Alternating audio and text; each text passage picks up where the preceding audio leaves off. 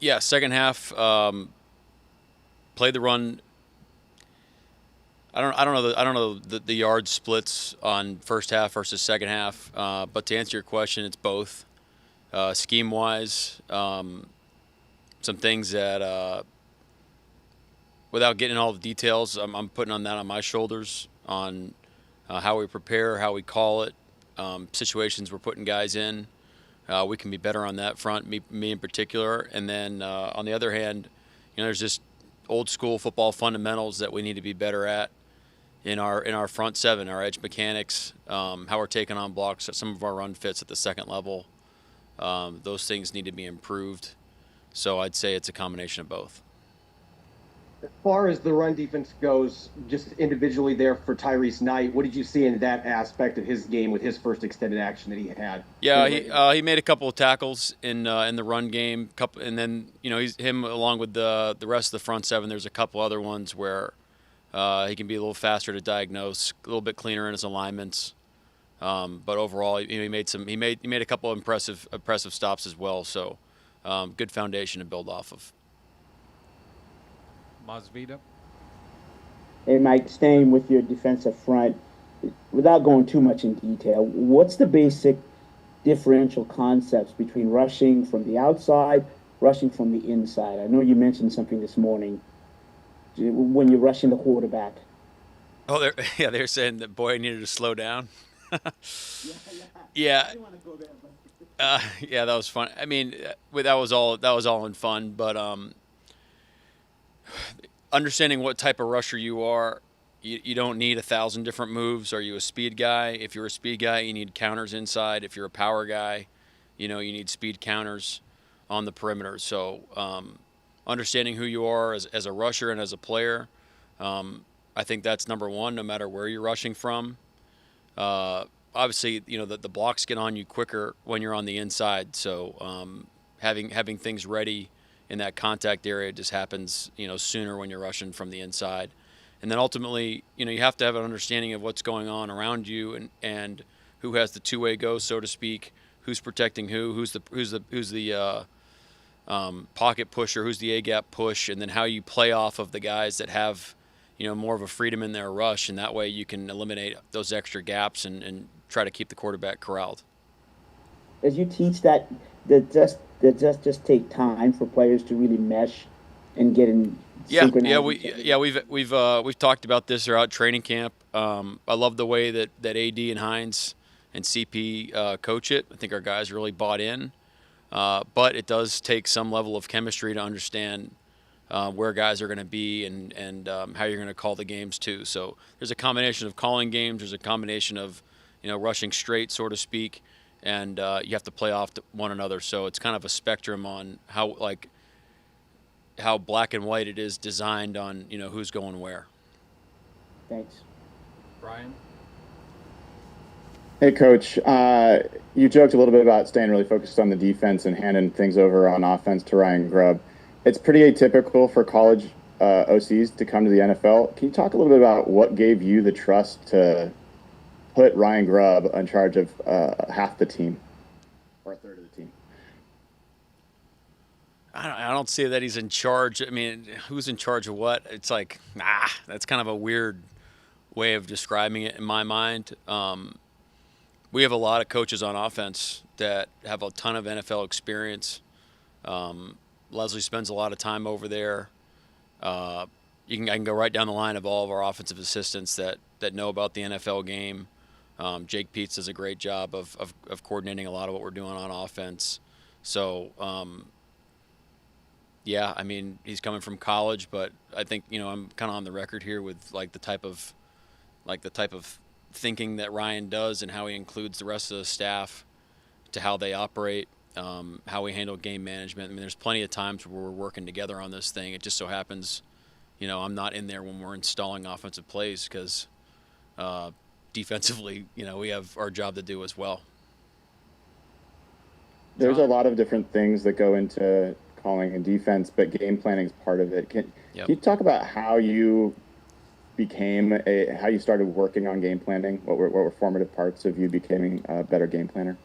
Well, I think John Harbaugh deserves a ton of credit. Dean Pease, guys that I worked for early in my career in Baltimore, empowered a lot of the young guys to give us projects and to learn about the game where we could really dive into things like protections and systems and do research and then giving us having the trust in us to present ideas, and a lot of times those are getting shot out of the sky, and that's okay.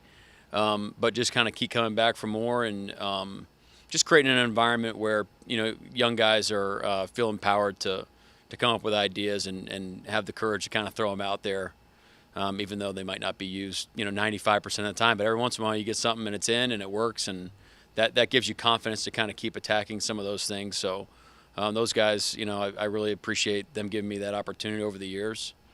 And then I think, with any position, any area of responsibility, you kind of have to carve it out the way that works for you and your style, with your timeline and your cadence. And that's something that right now it's a little bit different for me because my process starts later in the week than it did when I was a coordinator. So, we're working through those processes right now, and those will get ironed out as we go. Thanks, Coach. John? Yeah, Mike, you mentioned you want to see Boye maybe finish a few more plays, but overall, what's allowed him to be so disruptive, getting in the backfield so frequently this season? What's he doing well? Well, I'm thinking run game and pass game, and the way we're structured, if you're going to play on the edge for us on early downs, you have to set a violent edge to the defense. If you don't have an edge, you saw it a couple times yesterday, the ball circles you, and that's not good. And that's a challenge that we had for Boye going into the season. So talking about having the mentality to take the coaching, understand what's areas of his game that he needs to improve, and then attacking those things, having the mentality and the humility to attack areas of his game that needed to be improved, and he's done that. And he's had some really good reps on tape in early downs and conversion rushes. It's still not perfect. There's still plays yesterday that he can improve on in that area. And then on third down, again, just I can't think of a time where the guy hasn't been here and doing all the things that we're asking him to do. He's in great shape. He understands the game plan. He understands what his fastball is. He's not trying to be somebody he's not. But it also is a teamwork on how you rush the passer. You can't just be out there rogue winning, certain ways, and that's not congruent with the rest of the rush. So how that kind of works together with all four guys, I think he's doing an excellent job right now. And to your point, there's room for him to grow and finish in some of those plays. So off to a good start, but there's a lot of credit in terms of his mentality and his approach over the last few months. Bob? Yeah, Mike, what did you see as the primary issues with the offensive running game yesterday? Yeah, we got to move people, man. Right now we're not moving them. So that's a challenge for us moving forward. And with that, what did you think of? You obviously rotated Christian Haynes in there, some with Bradford. What did you see of that rotation, and would that be something you'd want to keep doing moving forward? Yeah, I'll kind of leave the offensive line rotation, keep it more under wraps, but it's still an ongoing thing. I thought AB had some good plays, but right now, our run game. If you have left the Denver game, you would have thought. I mean, this just shows you like what type of it's the league, right? It's you leave the Denver game thinking, hey, we're on a good trajectory here. Going to the New England game, we didn't run it as effectively. Now we threw the heck out of the ball, did what we needed to do to win the game. But moving forward, especially in these situations when we need to run the ball, we're going to have to get that done. And one more, the play Terrell Dodson made on that 3rd and 1. I guess how good was that? And he also kind of told us that Chris Partridge sort of helped him with that and called him the short yardage specialist. I guess I was just wondering if you could speak to, I guess, what kind of Chris's role is and what you guys do there. Yeah, if you need anything done at a high level, give it to Chris Partridge. The guy is just a force for us on our staff. Just really appreciate his work ethic and his mentality on the things that he's in charge of. It's a bunch of different stuff without getting into everything, but he deserves a lot of credit. I mean, T-Dot made a heck of a play. I mean, he's being humbled by dishing it out to Chris. I mean, he's the guy making the tackle. A couple assists on that play. Leo had great B-gap penetration, and then Jay Reed was in the A-gap on that play and then ended up actually kind of taking the engine out of the running back and making sure he didn't get any more progress. So those guys did a great job. Great, thank you. Tim?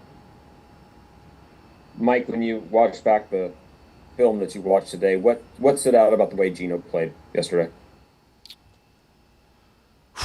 That was a heck of a performance, man. I think just like Geno, there's a little chip on his shoulder. I like it because it's just they just keep sleeping on this guy. He's playing. He played at a super high level. So he deserves all the credit that he's getting right now. He's playing his tail off. Greg? Mike, when you really have it rolling with you guys in Baltimore last year, how far are you from right now with this defense, from schematically, game planning wise, multiplicity, guys moving it? How far are you from the whole package right now? I'm not sure. I'm not sure. I don't necessarily think in terms of comparing the two. We're in chase mode. I mean, we're doing a lot of good things defensively. I thought we covered our butts off yesterday. The corners in particular deserve a ton of credit on how sticky they were on their wideouts. We have to improve our man coverage in the middle of the field and out of the backfield. But it's this constant chasing of this alignment of what the expectation is all times, all 11 working together. This is a different crew personnel-wise. We have different personnel variations we can get to. So I think we're also trying to find what the best combination of guys on the field, given who's available at a certain time. I think we're in that phase right now. But there's a lot of good on tape, and there's a lot that right now, I mean, you guys can see it. There's a lot there where we have the mentality, hey, we need to attack this thing moving forward because teams are going to see the same stuff that you do on tape. Yeah, and then the tight end, there were a couple of times yesterday it appeared when the quarterback extended the play, you had some edge guys that were in binds of whether to stay back and cover the tight end or come up and support the quarterback. What's the principles there you're coaching on those? Yeah, if you're in coverage, you need to stay in coverage. If you're in zone, you need to find a person in your area and play them until the quarterback passes the line of scrimmage. If you're in man, you got to stay in your guy. Thank you, sir. Yep. Curtis? Yeah, Mike, you talked to the running game a little bit earlier, but what did you think of Zach Charbonnet's game overall? I mean, he played, I think, all but 3 snaps for you. So how did he handle the workload, and what did you see out of him in both the run and the pass game for you? Well, I think the 3rd and 5 or 6 conversion he had on the sideline to put us into almost a field goal position tells you that his conditioning level. I mean, the guy, Energizer Bunny, man, just keeps going. There wasn't a lot there for him. So I thought he ran hard,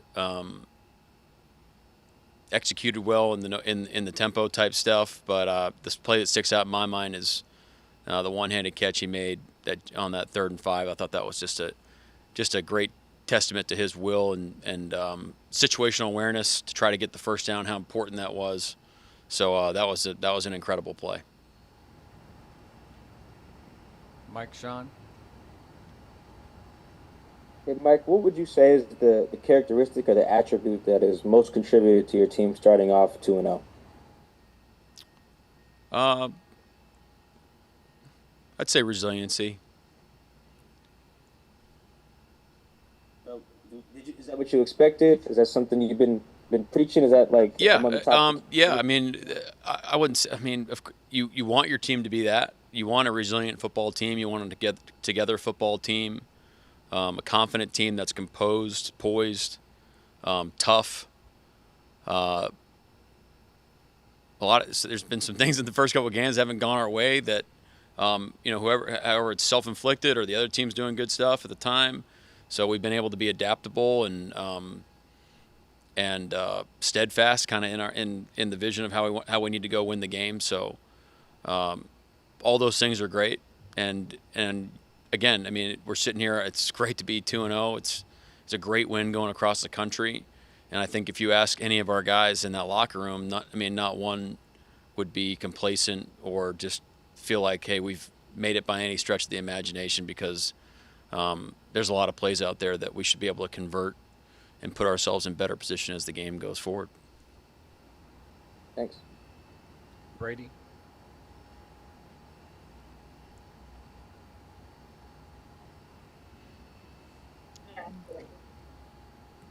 Brady.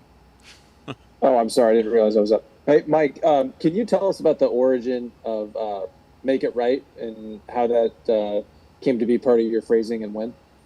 Yeah, that went back to from when I first got to Baltimore.